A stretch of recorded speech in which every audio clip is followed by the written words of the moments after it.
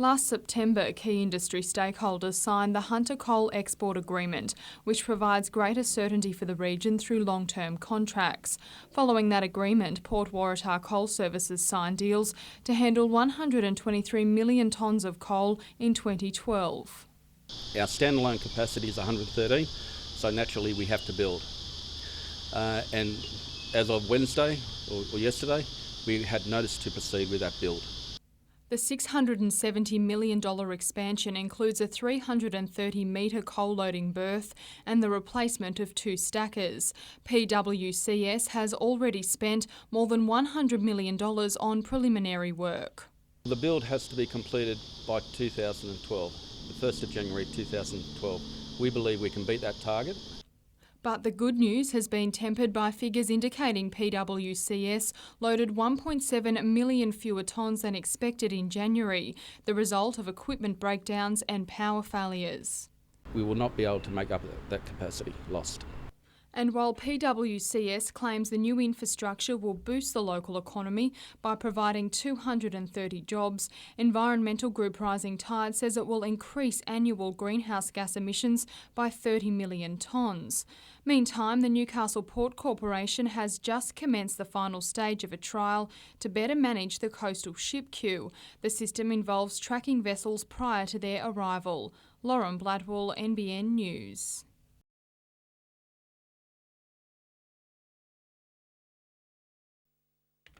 To open or not to open? That's the question surrounding Maitland Heritage Mall. While it was fairly busy today, the future is uncertain, with a study recommending council at least consider opening it to traffic.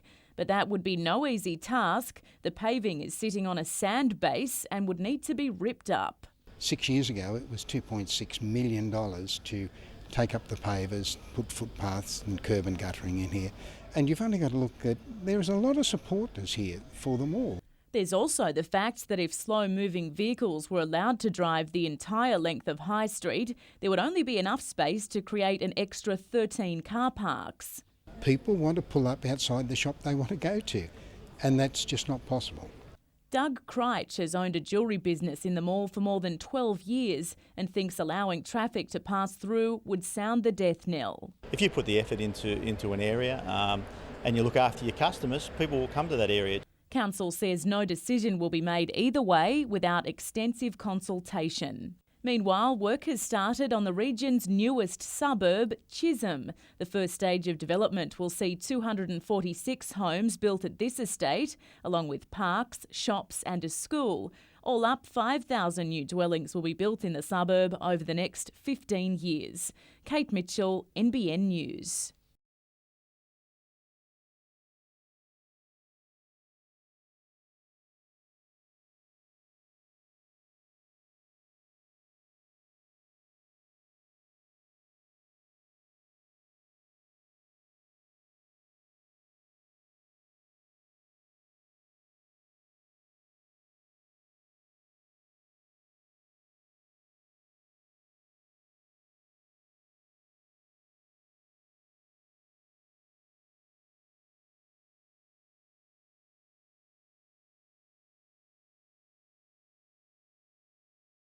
Mel Deleuze and Lorraine Wicks have both lost baby boys. 6-week-old Tyrone died from SIDS, while 3-day-old Cody lost his life to a rare genetic disorder.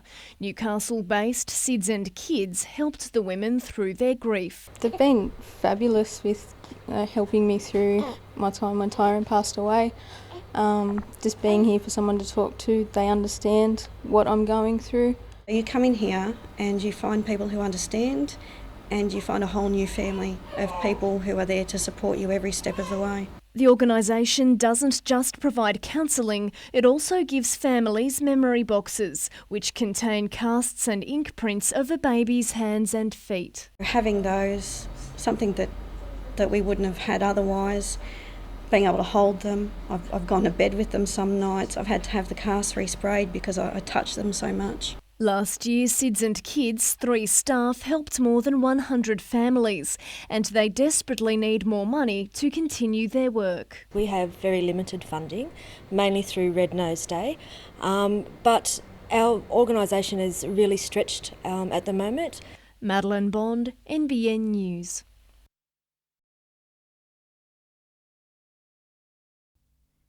An outcast at the Roosters and unwanted by most other NRL clubs, Willie Mason has had offers from the Knights and the Cowboys.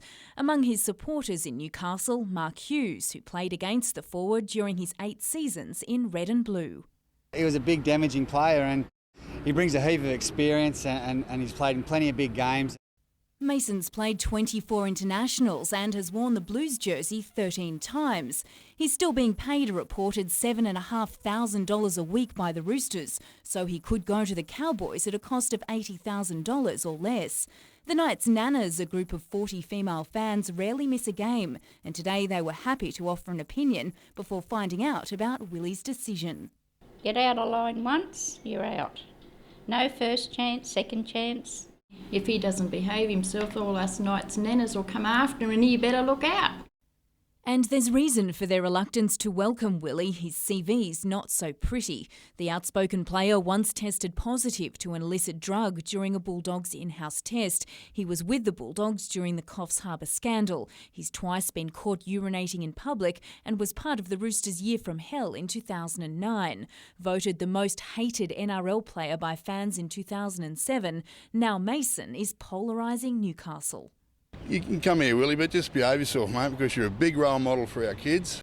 Tonight, the Knights were informed that Willie is heading north to Townsville, and sources have told NBN the Knights' strict code of conduct and community programs were part of the reason he didn't want to sign up with Newcastle. Jane Goldsmith, NBN News.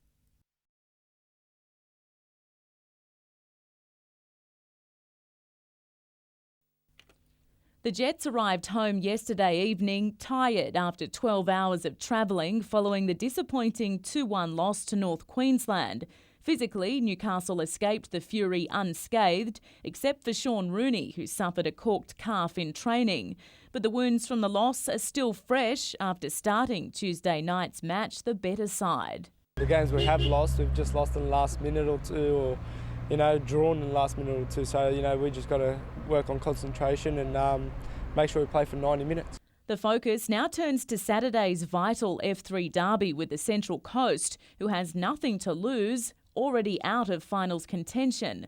Last time the two sides met, Newcastle came out on top 2-1, but consistency will be the key to a repeat performance. Yeah, we've been hit-y-missy all season. We've been ups and downs. We had a fantastic run of 4 games. It's going to test our character again because we need to get a win out the next 2 games to concrete a place in the playoffs. So we're going to have to stand up and be counted. That win in October was an ugly one, and the side is expecting much the same this time around. It's a local derby, so it doesn't have to be pretty as long as the victory goes our way. We're going to go down there and hopefully put a performance on to redeem what we didn't do in Townsville. Kate Mitchell, NBN News.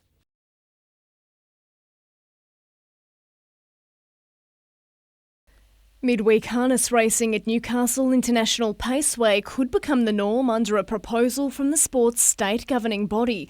It's floated the idea of not allocating the club a single Saturday meeting after July. We'll lose a lot of income, people will lose jobs, and the participants will be racing for less prize money. They'll be actually racing probably more times, but for less prize money. It just doesn't make sense. In fact, it's estimated the proposal would cost the club $500,000, 35 jobs and around $75,000 in prize money.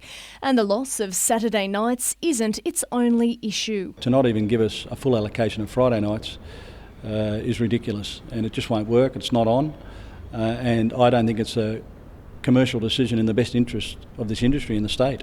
Under the proposal, the club would have race meetings only on selected Mondays, Wednesdays, Thursdays, Fridays and Sundays. There's no coordination, there's no continuity.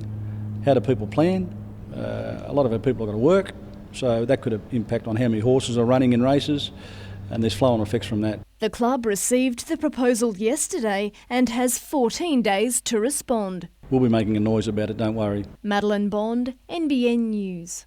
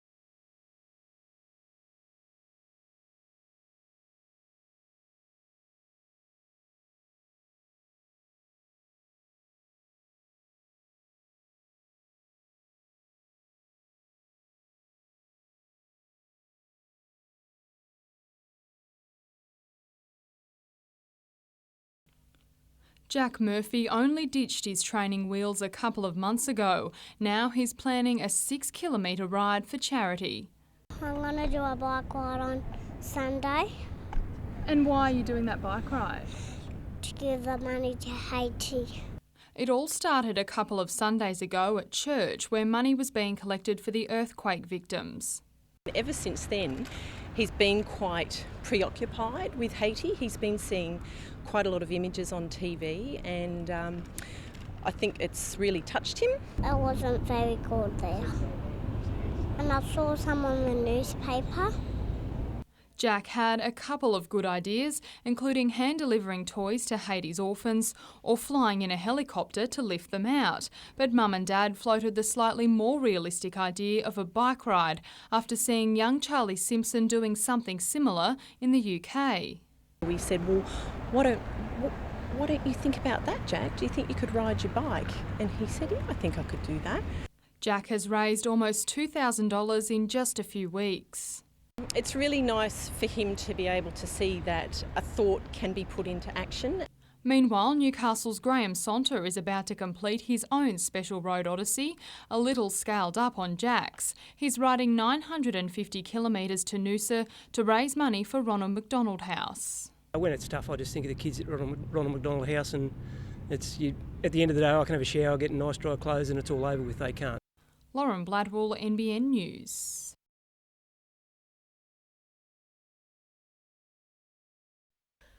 A young life was cut tragically short when a 20-year-old Wauchope man lost control of his Subaru Liberty on Burrawan Forest Drive outside Port Macquarie. The sedan slammed into a Nissan Navara travelling in the opposite direction. It's a tragic start to the year, basically, that's what it is. The accident occurred just before 7. The P-plater was on his way to work. The impact was so strong the 20-year-old died instantly, while the other driver, a 59-year-old man also from Wauchope, is being treated for multiple injuries at Port Macquarie Base Hospital. Crash investigation police already have some ideas about the accident's cause. Early indications at this stage appear that speed is part of a contributing factor in this tragic crash. It was the second deadly crash on a New South Wales country road in as many days. Late yesterday, 50-year-old Christopher Wrigley lost his life after a Ford Ute driven by a 46-year-old man crossed to the wrong side of the Buckets Way and hit his Mazda head-on. It gets back to what we've been saying all along. Local people are dying on local roads. It is all about driving to the conditions. Madeline Bond, NBN News.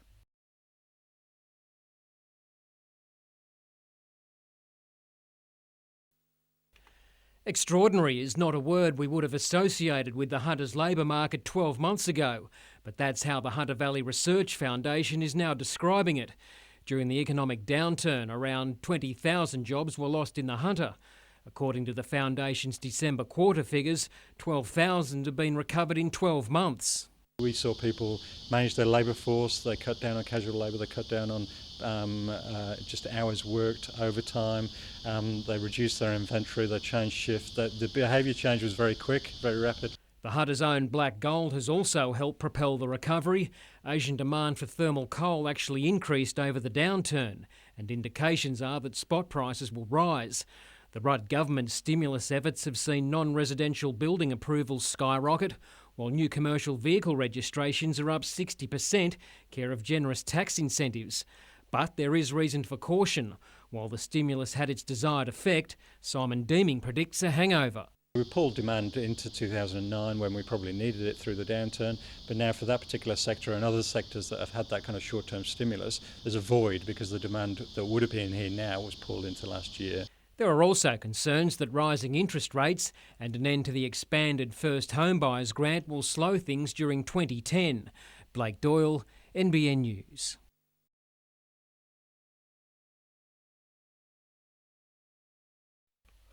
When it's finished in just 3 weeks, this boardwalk will connect the Elibanna foreshore to a pathway that leads right around to the Burrugul Art Gallery, one giant 8.9 kilometre stretch, and cyclists are getting pretty excited.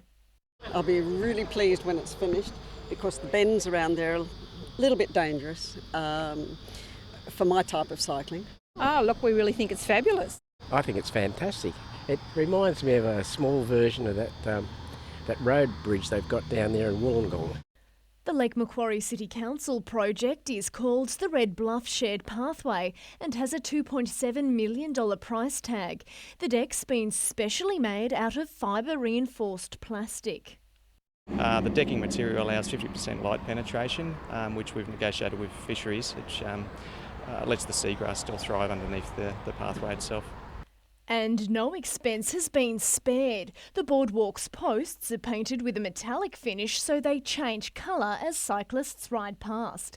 And the yet-to-be-installed guardrails will be engraved with local poetry. Eventually we'd like to link this around to where the Fernley track will finish with the completion of Stage 5 later on this year. So we'd like to link all the cycleways together.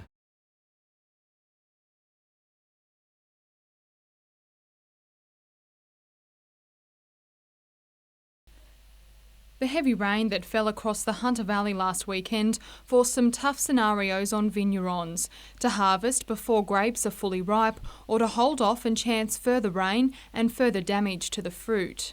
We run the risk of getting some mould and mildew and some soft skins in some of these reds, which is not ideal. Andrew Thomas from Thomas Wines took a bit of an insurance policy. He's gone for both options. They're probably not far off being totally ripe, but possibly not going to hang out through an extended period of rain very well. So we've picked those. They look fine. Probably our best fruit is still sitting out on the vine.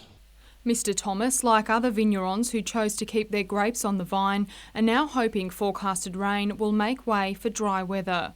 Another couple of inches of rain will be fine. If we get prolonged rain, then we might have some dramas on our hands. Meanwhile, Michael DeJulius of DeJulius Wines decided to harvest 80% of his red grapes before last weekend. He says quantity may be down a little, but doesn't expect his decision to affect quality. So far the wines look really good. The quality is there, and I think we're going to see a vintage of some quite different styles of wine. Lauren Bladwell, NBN News.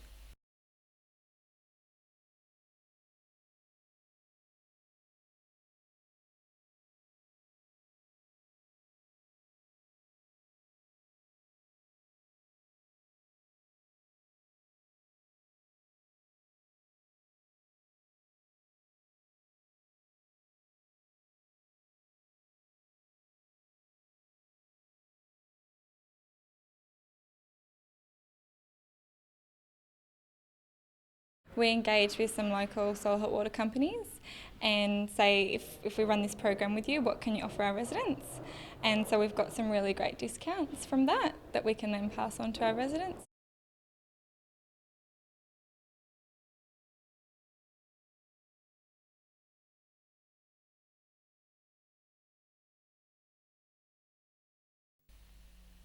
We first met Joseph Shuley last August on, of all places, the football field. The brave 11-year-old battles muscular dystrophy and was the inspiration behind the incredible fundraising effort. Can't do much, or you can, but not as much as other kids. $92,000 was raised in just 24 hours through a black tie dinner and a charity rugby day. To raise $92,000 was absolutely beyond our expectations, and we're really chuffed with the result. Today, the Mauling for Muscles Committee gave the Institute for Neuroscience and Muscle Research $72,000 to aid its efforts to find a cure for the debilitating disease. It supports a postdoctoral researcher for a year. It's a huge contribution and very much appreciated.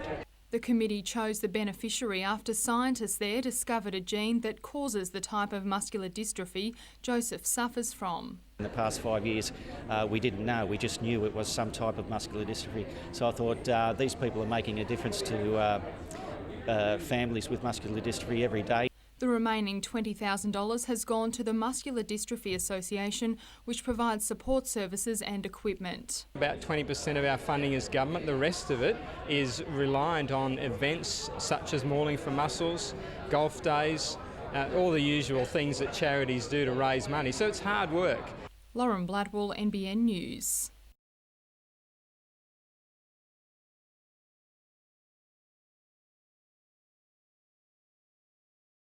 He was a quality player at the right price and would have loved to have him, but we're not going to beat ourselves up over it. We've got to move on pretty quickly.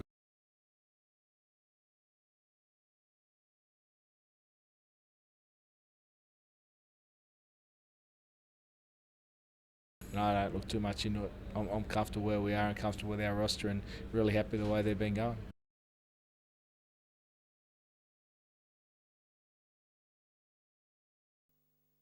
Oh, the joys of coaching. Branko Kalina's squad was stretched even further today, with captain Matt Thompson joining Sean Rooney on the injured list before training even began. While midway through the session, Jobe Wheelhouse succumbed to a groin problem. It's such a vital game. You can't force people to play if they're not physically or mentally right. It reduces his playing squad to almost the bare minimum, but excuses won't be accepted in the Jets' quest for the finals. So there's a hell of a lot of good things about this team, and this team won't let Newcastle down. It won't let you down. It won't let me down. The Mariners have their own issues, including a baffling decision to allow Nick Murger to join rivals Melbourne for the rest of the season, starting tonight, before linking back up with the Coast next season. It doesn't make sense. With 2 games to go, it doesn't make sense. Neil Young isn't going anywhere. The goalkeeper has signed on for another year, and that means his Perth-based family can finally join him in Newcastle. Couldn't be happier. Finally get the family to come over now and sort of settle down and call Newcastle home. He'll return to full training on Monday after recent surgery to repair a badly broken nose. Jim Callanan, NBN News.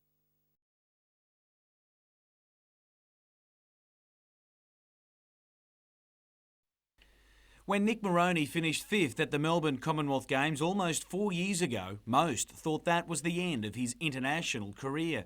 But tomorrow night, he's returning to elite competition with thoughts of one more Games appearance. And a good performance will be his best gauge of that. Training partner Mark Taylor knows just what the veteran offers. He's been to 2 Commonwealth Games, he's a multiple national champion, he has priceless experience. To have him in your arena, in your competition, they're the competitors that really bring you along. That's also the aim of this weekend's Hunter Branch Surf Lifesaving Championship at Finkel Bay. Several former stars are looking to test out the next generation, including Olympian Peter Scott, former national champ Chad Griffiths, and former National Series Ironman Josh Blair and Adrian Tobin. There's a few cobwebs, definitely. For someone like me, I haven't raced for 4 years. Josh has had a couple of years off. So we'll be rolling around in a few events just to make sure that we get our fitness up for state championships, which is on at Swansea Belmont in a couple of weeks' time.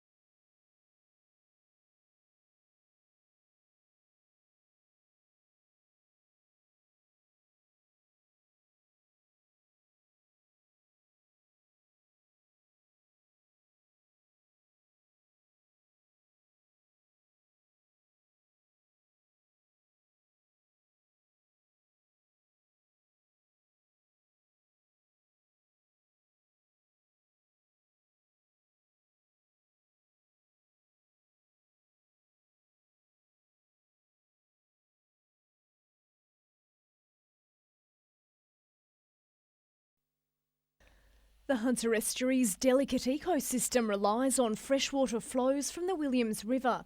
Fishermen claim if the proposed Tilligra Dam is built, those flows would be restricted. If we don't get the fresh water, the nutrients, we don't get prawns, therefore we don't get fish. And that, they say, would equate to job losses right across their industry. Not only the fish will suffer, but the likes of this co-op here will suffer too, because that's where a lot of the stuff goes to, is into the co-op. Their concerns were echoed in a recent Department of Industry and Investment submission to the state's Tilligra Dam environmental assessment process. The submission also raised the possibility of compensation having to be paid for loss of livelihood. Fishermen are now adding their voice to calls for the state to quash the $477 million proposal. I can't see anybody that would be in favour of it. I really, truly can't. It's just not a thing that would be any good for us. Not surprisingly, they have the support of the No Tilligra Dam group. Now is obviously the time for Jodie Mackay, Minister for the Hunter and Member for Newcastle, to immediately put a stop to this proposal. Madeline Bond, NBN News.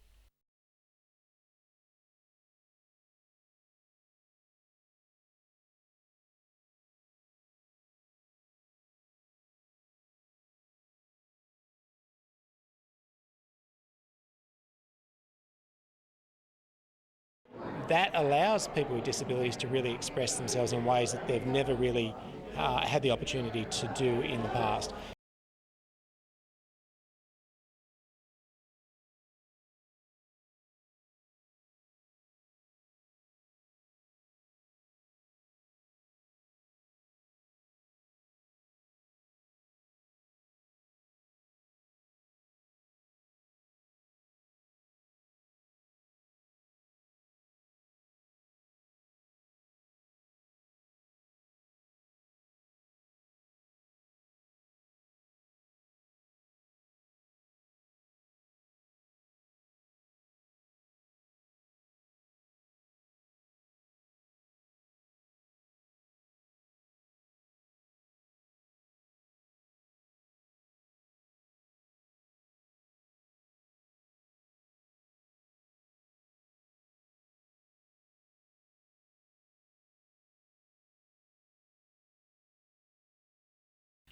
The Hunter Branch titles are providing the perfect hit out ahead of the state championships, and several were looking to get a head start on that. No dramas for Redhead's Jessica Collins. All Daniel Booth from Swansea Belmont, who easily claimed the Open Surf Race titles. Teenager Hannah Lemke took on the famed Coolangatta Gold last year and continued to show why she's a force back at branch level today, easily claiming the Open Women's Board title. It was older faces in the Open Men's that was also a highlight today. From former National Series Ironmen to Australian champions, a range are back this season to test out Generation Next. Swansea Belmont's Adrian Tobin turning back the clock to win the board final from 16-year-old Redhead star Isaac Morgan and Josh Blair. Host club Fingal may not feature in the point score, but it already had a win today, awarded the Hunters Good Sport Club of the Year. We've got all 13 surf clubs in the Hunter branch that are actually in the Good Sports program, but Fingal have really embraced the program and put a few different ideas. It recognises the club's efforts to promote healthy living and introduce a range of responsible use and service of alcohol, making it more family friendly. I've seen our membership grow by about 70% since we've joined the Good Sports program, so it's definitely something that's really worked for us as well.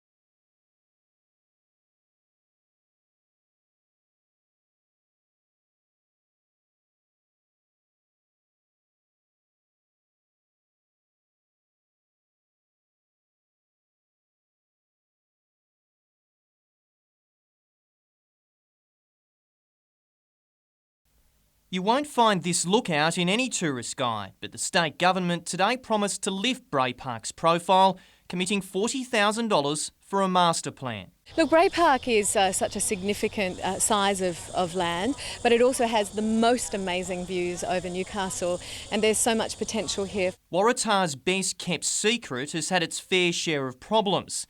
Nearby residents formed a group 12 years ago to clean up the 21-hectare site. There's no comparison. It's a new world, different park, different people. A looping footpath, part of its new look. Now it's up to council if Bray Park is to take another step forward. Hopefully we'll match those funds in the near future and we can get the master planning process underway. The new master plan could see this area transformed into Newcastle's next tourism hotspot. It could include a kiosk or even a restaurant for this site, but more money will be needed to implement the plan and ultimately determine whether Bray Park can fulfil its potential. The community are full of ideas. They're a really tight-knit group that know exactly what they want to see with this park. So we have to make sure that all that is included in the plan, and then there's a way to deliver on that. Nash Wallace, NBN News.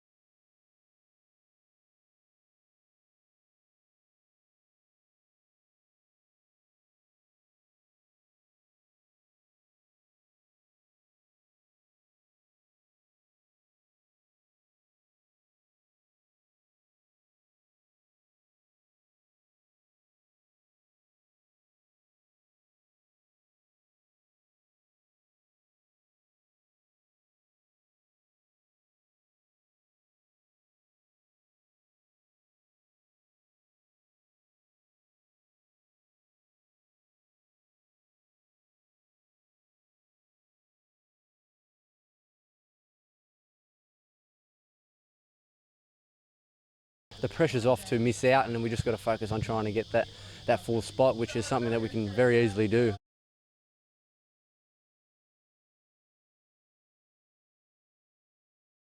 The job's not finished for us, and we've got 2 games to go. We've got a genuine chance of making that 4th spot, so we'll give it everything we have.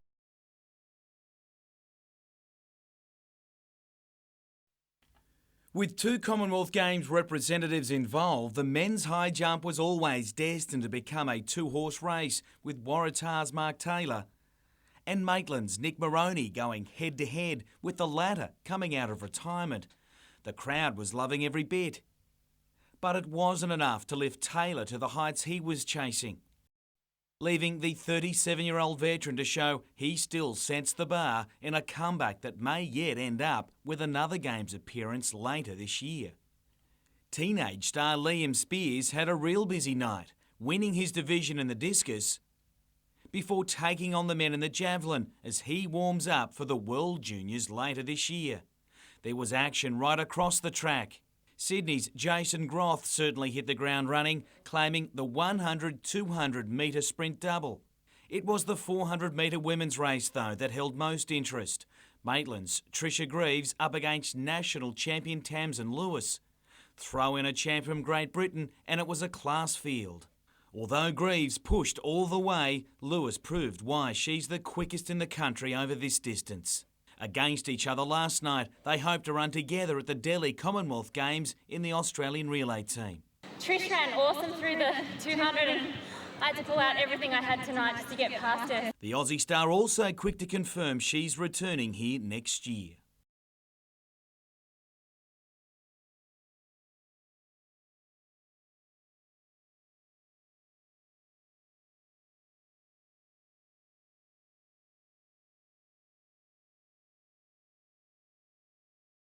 How much have you raised so far? I don't know. I think you've raised about $5,500 so far. It's a lot of money.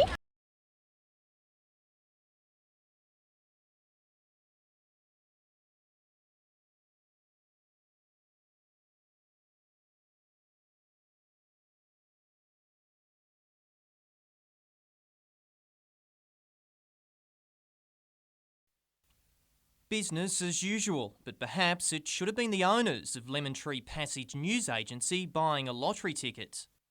The fact that we'd been watched and people knew our every movement, that's a bit of a worry, especially for the motive that they were putting down to rob us. 10 o'clock Saturday night. Mrs Black says she was watching television when the phone rang. When security rang, which they've done on a few times, it's either the wind's moved a door or something's moved inside and set the sensors off, so we just come back in and set them. This time, the news agency had an empty cigarette cabinet, and the already empty ATM had also been tampered with. But as the Blacks waited for police, thieves gained entry to their home, but again made off with precious little. Even though it was relatively unsuccessful on this occasion, police say the robbery was carefully planned and this ATM was the target. They're reminding business owners to ramp up their security. Unfortunately, they didn't get anything this time. The fear we've both got is, will they come again? Nat Wallace, NBN News.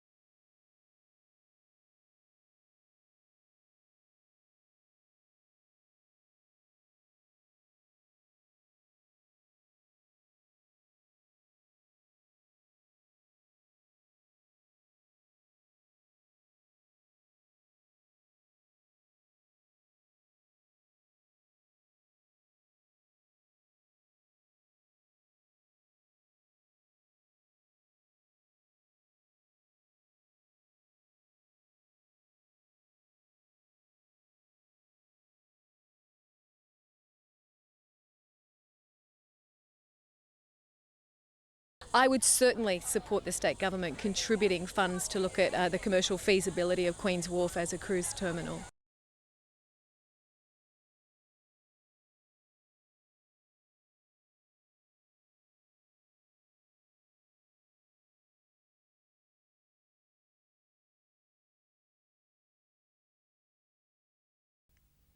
She was the crime-busting forensic services commander for 5 years, overseeing scientific advances to law enforcement.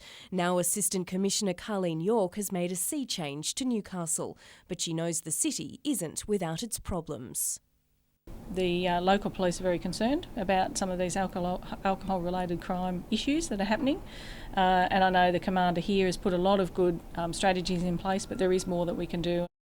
The 49-year-old recipient of the Australian Police Medal and Commissioner's Commendation will manage 2,200 officers from the Hawkesbury to the Queensland border after Lee Shearer retired due to health problems. And given her forensic credentials, Miss York has an interest in murder mysteries. Those offenders who have committed a crime some years ago and sit back and think they've got away with it, watch out, we might be knocking on their door, because we've made some great advances in DNA and fingerprint identification. The Hunter has a long list of cold cases, including the killings of grocer Frank Newbury, Cooks Hill resident Rosalind Ray, as well as Caves Beach couple Robert Pashkus and Stacey McMore. With 30 years with the force, the new Northern Region commander's been described by a policing academic as gracious, smart and tough as nails, but not masculine about it. Oh, that's very nice. I didn't read that. Jane Goldsmith, NBN News.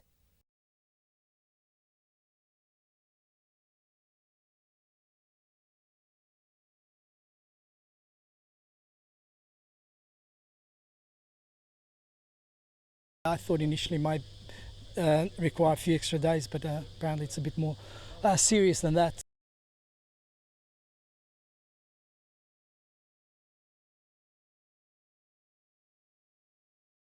You are the master of your own destiny, and that's basically what the situation is with us.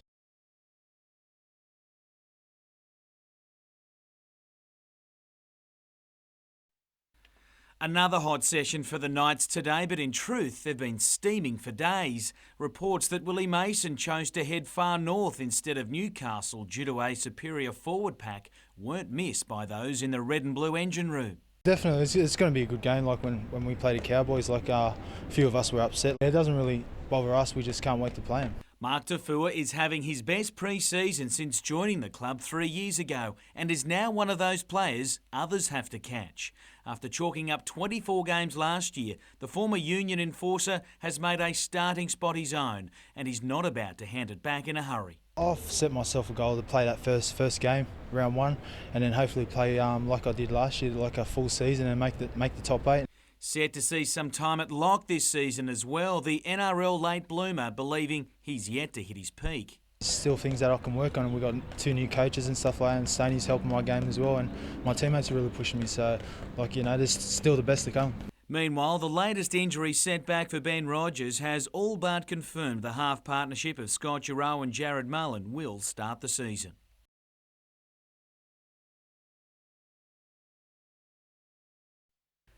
Tamsin Lewis already has strong family ties to Newcastle, but she never expected this sort of support. How cool is that? That made my day. It made for a picture-perfect moment for the Australian star and her English Commonwealth Games rival and training partner, Mel Purkis. He's great. I'm just trying to work out how I'm going to get him back to Melbourne. Oh my God. Okay, yeah, I'm so coming back now. And they hope it's for an elite-level Grand Prix meet, which would not only bring Australia's best to the Hunter, but world stars. Any of the international athletes, such as the Jamaican sprint squad, people like that who are coming out for the bigger Sydney and Melbourne Grand Prix, this could be the first leg in their national tour. It's all down to Athletics Australia, but Lewis believes the Glendale venue is just right, and she should know the national champ run and won the 400-metre final here on Saturday night, beating Maitland's Trisha Greaves in the process. Run at a home Commonwealth Games and a home Olympics, and the crowd was just as good. I'd love to train on a track like this. It's perfect. Really, really good standard. Jim Callanan, NBN News.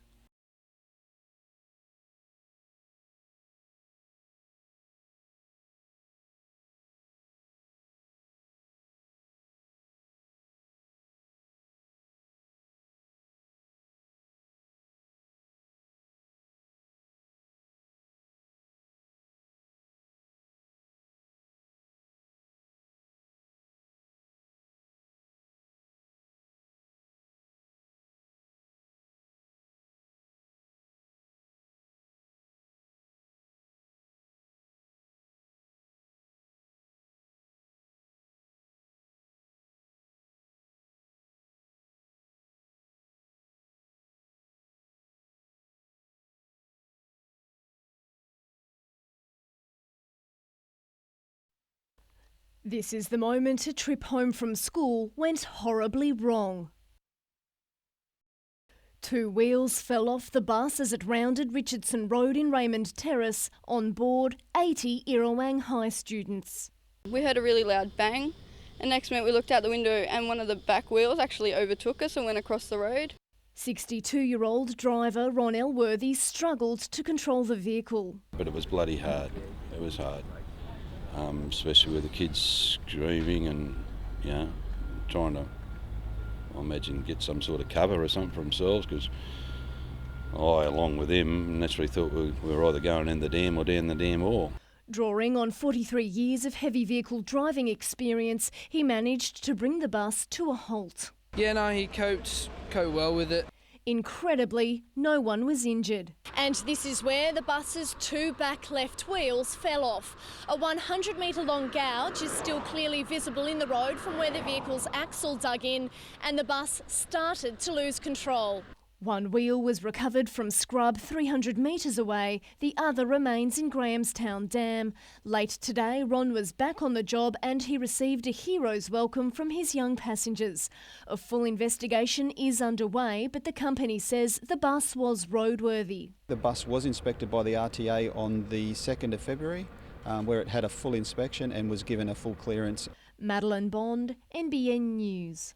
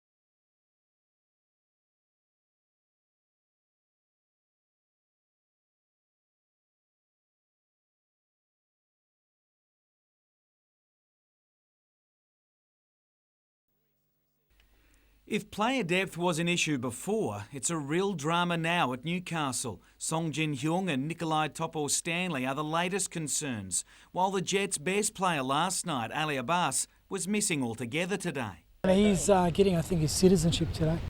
At least he doesn't have an injury, something the captain is trying to overcome in time to play his last ever home game for Newcastle.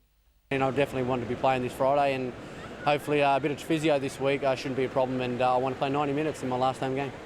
Matt Thompson couldn't believe how things began last night. Unable to avoid Labano Haliti's early chance on goal, he could only watch as a former Newcastle boy got the Mariners rolling. It got no better, as Adam Kwasnik chipped away with great success. With hopes of a top four finish fading fast, desperation cost Labano Haliti dearly. He earned a second yellow, was sent off and is now suspended. Losing its third straight match, Newcastle must pick up the pieces with only a round remaining before the finals. We just don't want to be there making up the numbers, so like you said, we want to be going into the top six, mate, with some momentum, and that starts on Friday night. We've been playing some good football, but again, we've let ourselves down where we lose concentration at vital stages.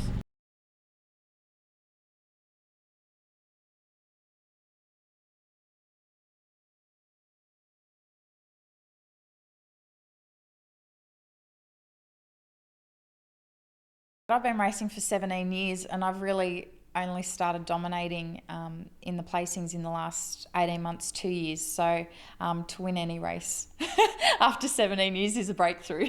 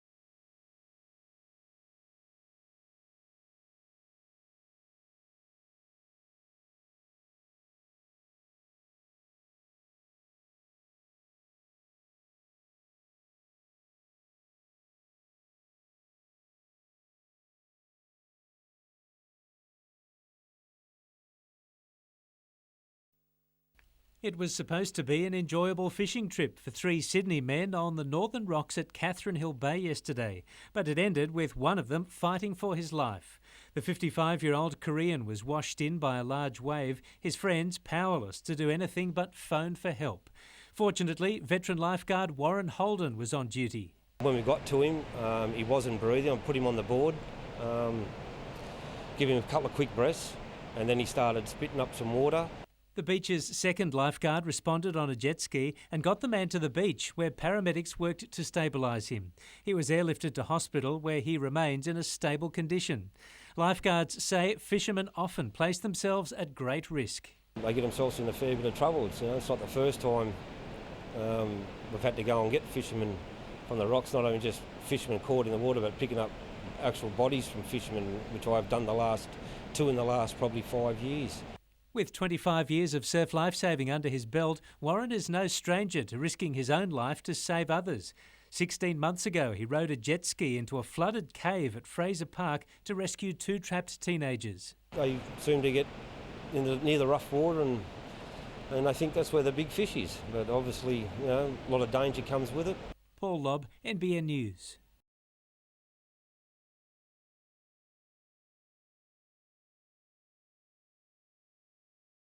Picturesque Gloucester at the base of the Barrington Tops, but it won't be so appealing for much longer, according to these protesters.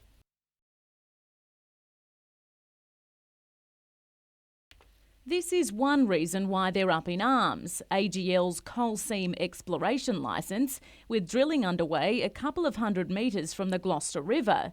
The company is seeking approval for 110 well locations in the first stage alone, and eventually wants to build a gas pipeline from nearby Stratford to Hexham. We're asking the government there needs to be some areas protected and that be removed, and no gas wells or core drills be put back there. And then there's expansion plans from Gloucester Coal, which the residents say, if approved, will mean open-cut mines completely surround the quiet township. Their mapping process shows that this valley area is in real trouble. Under the latest expansion plan here at the Durrally mine, the operation would be extended into land already owned by Gloucester Coal, but the company is in discussions with several landowners about acquiring their property to extend the mine's buffer zone. These are ordinary residents who are frightened for where they live. They're frightened about the health impacts, and we all know what's happening in the Upper Hunter Valley between Singleton and Muswellbrook, and we don't want to see that happen in Gloucester. The proposals from AGL and Gloucester Coal are currently on public exhibition. Kate Mitchell, NBN News.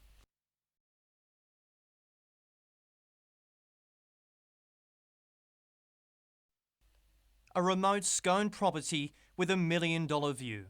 We retired and decided that Scone was the place to come to.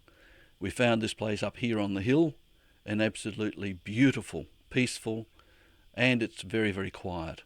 But next year, Keith Thompson's place will change for good. His backyard will look more like this. He'll see 5 of the 34 wind turbines that make up the Kyoto Energy Park. The closest one is just over a kilometre, and that worries us because 150 metres tall, sitting just above our house, is very, very close.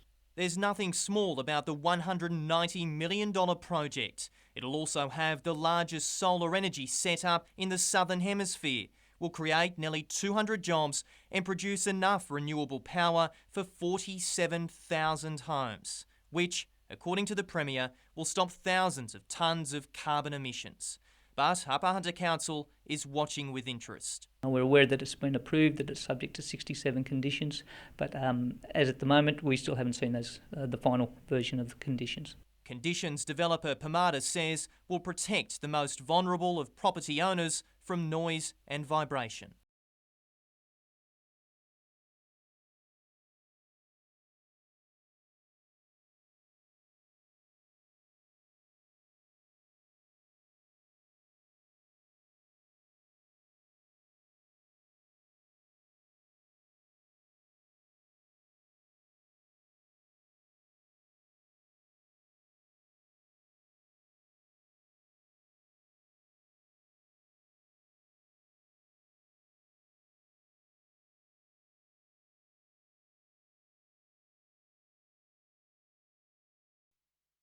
It's been 3.5 years since a movie screened at the old Regal Cinema. Film still dangles from projectors and the seats remain in neat rows, but the building has fallen into disrepair. Its restoration would cost $150,000, and while Newcastle City Council doesn't look like footing the bill, members of the Australian film industry might. I've been working with a group of the film industry in Sydney, or on the film industry, that include people like Rolf de Heer, Chris Noonan, the director of Babe, Bruce Petty, who won Australia's first Oscar, and they're all very keen to support it. Today, industry representatives joined councillors on a tour of the site, and after seeing the building, Ms Smith is confident it can be reopened. It's structurally sound, it's in very good condition, so it's easily retrieved. She'll let council know next Tuesday if the industry has come up with the money or at least a plan. If all goes well, council could retain the site. I don't actually think council would support putting our funds into it, but if other people were interested in having an operation here and wanted to restore the building, well, I don't see why you wouldn't want to do that. Madeline Bond, NBN News.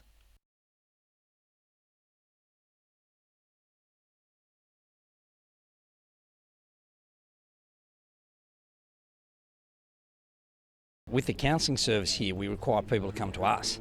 Now we can actually send our counsellors out to the men of Newcastle, on site, at workplace meetings.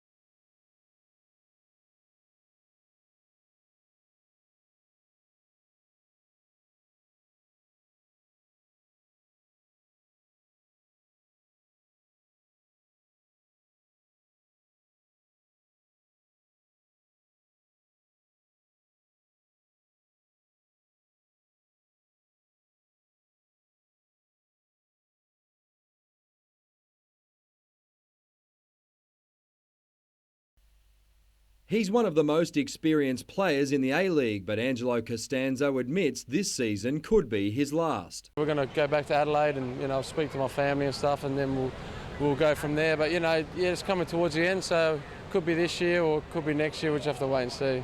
With several Jets under an injury cloud, Costanzo is likely to be called upon once again to make an impact in defence against his former club, Adelaide.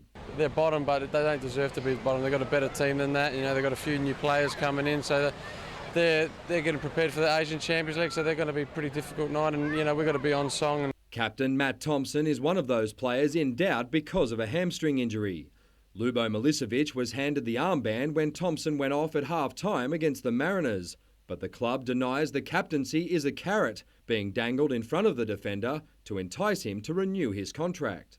Lubo's one of the more senior players, and he's an experienced player. So once Tomo went off, we had to look at other options. Costanzo, Milicevic and Korean import Song are 3 of 5 Jets without a deal for next season. The club expects negotiations to kickstart once the season is over. Mitchell Hughes, NBN News.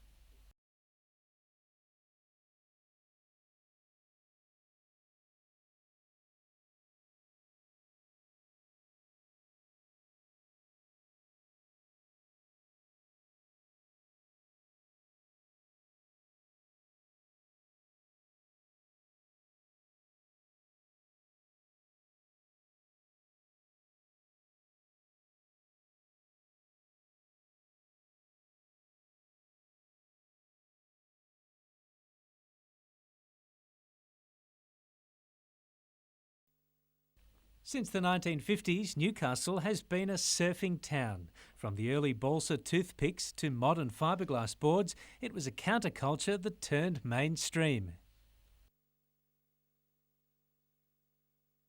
To coincide with the 25th year of Surf Fest, the Lovett Gallery is hosting an exhibition of photos spanning almost 6 decades.